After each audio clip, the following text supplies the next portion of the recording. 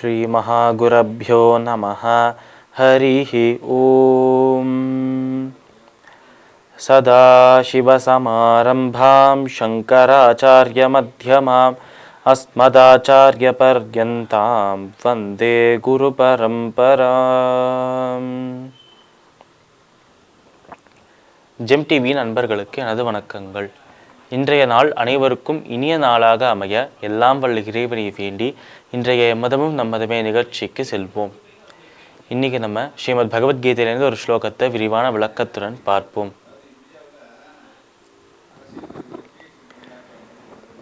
ராஜவித்யா ராஜகுஹ்யம் பவித்ரமிதமுத்தமம் பிரத்யக்ஷாவகமம் தர்மம் சசுகம் கர்த்துமப்யயம்.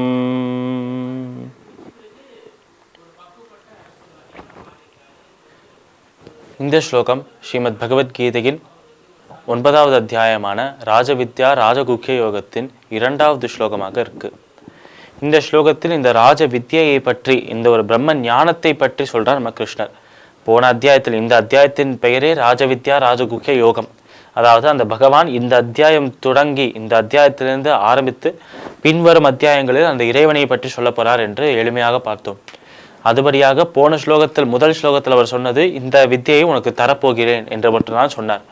இப்போ இந்த இடத்தில் இந்த வித்தியை பற்றி தெரிந்து கொள்ளணும், இந்த பிரம்மத்தை பற்றிய ஞானம், அந்த அறிவு நமக்கு கிடைக்கணும் என்றால் அந்த அறிவின் மகிமையை நமக்கு தெரிந்திருக்கணும். ஒரு விஷயத்தின் மகிமையை, ஒரு விஷயத்தின் மதிப்பு பற்றி தெரிந்தால் மட்டுமே அந்த விஷயத்தை நம்ம வாங்க முடியும், பெற முடியும். இப்படி ஒரு விஷயத்தின் மதிப்பு தெரியாமல் நம்ம இது பெரிதாக பெரும் மதிப்புடையாக இருக்கும் என்று நினைத்து சாதாரண ஒரு பொருளை வாங்கினாலோ, இல்லை சாதாரணமான ஒரு பொருள் சொல்லிட்டு பெரிய ஒரு மகிமையுடைய பொருளை வாங்கினாலோ, அது இரண்டுமே நமக்கு மனதுக்குள்ள குழப்பத்தை தான் ஏற்படுத்தும். அது போலவே தான் ஒரு விஷயத்தை பற்றி நன்றாக புரிந்து, அந்த விஷயத்தை பற்றி நன்றாக ஆராய்ந்து, அதன் மகிமையை, அதன் அந்த வேறு வரை சென்று அதன் மகிமையை உணர்ந்து கொண்டுதான் அந்த விஷயத்தில் இறங்க வேண்டும் என்று இந்த விஷயத்திலே நம்மளுக்கு நன்றாக புரிகிறது. அப்படி நம்ம கிருஷ்ணர் அர்ஜுனனை பார்த்து சொல்றார், இந்த ராஜ வித்தியை பற்றி முதலில் கூறுகிறேன், அதை கேள். இந்த ராஜ வித்தியின் மகிமையை சொல்கிறேன், அதன் பின்பு அந்த ராஜ வித்தியையும் உனக்கு கூறுகிறேன் என்று சொல்றார் நம்ம கிருஷ்ணர். அப்படி சொல்லும்போது அனைத்து ஞானத்தை காட்டிலும், அனைத்து அறிவை காட்டிலும் இதுதான் பவித்திரமானது, புனிதமானது என்று சொல்றார் நம்ம கிருஷ்ணர். எவ்வளவு விதமான ஞானங்கள், ஏற்கனவே சொன்ன மாதிரி பல துறைகளில் பல விஷயங்களை தெரிந்து கொள்வதற்கான வாய்ப்புகள் இருக்கு. புத்தகங்களை படித்து தெரிந்துக்கலாம், அனுபவத்தை வைத்து தெரிந்து கொள்ளலாம், இல்லை பெரியோர்களின் அந்த ஒரு பரிந்துரை படி தெரிந்துக்கலாம், நமக்கு கூட நம்ம நண்பர்கள் யாராக இருந்தாலும் நண்பர்களோடு சேர்ந்து நம்ம தெரிந்துக்கலாம். இந்த மாதிரி பள்ளிக்கூடத்தில் போய் பல விஷயங்களை புரிந்து கொள்ளலாம். இப்படி எந்த துறையில் எந்த இடத்தில் சென்றாலும் நம்ம கற்றுக்கொள்வதற்கு, நம்ம ஒரு விஷயத்தை பார்த்து நம்ம புரிந்து கொள்வதற்கான விஷயங்கள் நம்ம சுற்றி எல்லா இடத்திலும் இருக்கு. இயற்கையை விட சிறந்த ஒரு ஆசிரியர் யாருமே கிடையாது நம்மளுக்கு.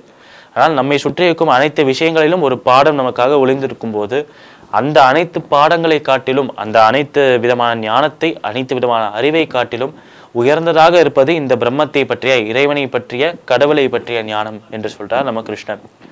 பவித்திரமிக வித்யதே, இதுதான் அனைத்தை விடமும் பவித்திரமானது, புனிதமானது என்று சொல்றார். இந்த ஒரு ஞானம் அக்ஷரம், அழிவில்லாதது, அவ்யயம், இது யாருக்கும் புரியாத அளவுக்கு ரொம்ப ஒரு குழப்பம் தரக்கூடிய ஒரு விஷயமாக இருக்கு என்று சொல்றார். குழப்பம் தரக்கூடிய விஷயமாக இருக்கும் காரணத்தினால் மட்டுமே, அதை படிப்பதனால் மக்களுக்கு புரியவில்லை என்கிற காரணத்தினால் மட்டுமே இந்த இடத்தில் பகவத்கீதையில் இந்த ஞானத்தை சேர்க்கிறார் நம்மளோட கிருஷ்ணர். நம்ம இந்த ஒரு பகவத்கீதையை துவங்கும் போதே நம்ம பார்த்துருக்கோம். இதில் மொத்தம் 18 அத்தியாயங்கள், 700 ஸ்லோகங்கள் இருக்கு என்று பார்த்தோம். அதில் இப்போ நம்ம 9வது அத்தியாயத்தில் இருக்கிறோம். இந்த ஒரு பகவத்கீதை முழுக்கவே அர்ஜுனர் கிருஷ்ணரை பார்த்து வேதங்களின் சாரமாக இருக்கும் அந்த இறைவனை பற்றி தெரிந்து கொள்ளணும் என்பதற்காக கேட்கவில்லை. அவர் கேட்ட ஒரே கேள்வி, எனக்கு என்னோட சொந்தக்காரர்கள் என்னோட எதிர்ப்படையில இருக்கா, இவா என்னால் கொல்ல முடியாது, என்னுடைய சொந்தங்களோடு சேர்ந்து அனுபவிக்கிறதுக்காக தான் இந்த போருக்கு வந்தேன், ஆனால் என் சொந்தங்களை அழித்து விட்டு நான் மட்டும் தனியாக அனுபவிக்க வேண்டும் என்றால் இந்த ராஜ்யம், செல்வம், இந்த சுகங்கள் இதெல்லாம் எனக்கு எதற்கு என்று கேட்டார் நம்மளோட அர்ஜுனர். அப்படி கேட்கும்போது, அழிக்கப்படுவது அந்த உடல் மட்டுமே, அழியாதது ஆத்மா என்று சொல்லி அவர்கள் செய்த அந்த பாவத்திற்கான பலனை உன் மூலமாக நான் தீர்த்து கொள்கிறேன் என்று சொன்னார் நம்மளோட கிருஷ்ணர். இப்படியாக இந்த பகவத்கீதையில் முழுக்க முழுக்க வேதங்களின் கருத்துக்கள் நிறைந்து கிடக்கிறது. அந்த வேதங்களில் முக்கியமாக கூறப்படுவது அந்த பிரம்மத்தை பற்றி. ஏனென்றால் வேதங்களை படைத்ததே அந்த கடவுள் தான். அந்த கடவுள் வேதங்களை படைத்து அந்த வேதங்களுக்குள்ள ஒளிந்திருக்கிறார். இப்படி வேதங்களுக்குள்ள ஒளிந்திருக்கும் அந்த கடவுளை அங்கங்க தேடி கண்டுபிடிக்க முடியாது என்பதற்காக தான் அந்த ஒரு கருத்துக்களை ஒன்றாக சேர்த்து இந்த பகவத்கீதையில் இந்த ஒரு அத்தியாயத்தில் நம்ம கிருஷ்ணர் வந்து கொடுக்கிறார் என்பதை உணர வேண்டும். அப்படி அந்த பிரம்மத்தை பற்றிய ஞானம் ராஜவித்யா ராஜகுக்கிய யோகமாக இருக்கு. அந்த ராஜவித்தியை, அந்த ராஜகுக்கியம் அனைத்தை காட்டிலும் புனிதமானது, அனைத்தை காட்டிலும் வந்து உயர்வானதாக இருக்கு. அனைத்தை காட்டிலும் அழியக்கூடிய விஷயங்களோடு ஒப்பிட்டு பார்க்கவே முடியாது. ஏனென்றால் இதற்கு அழிவே கிடையாது.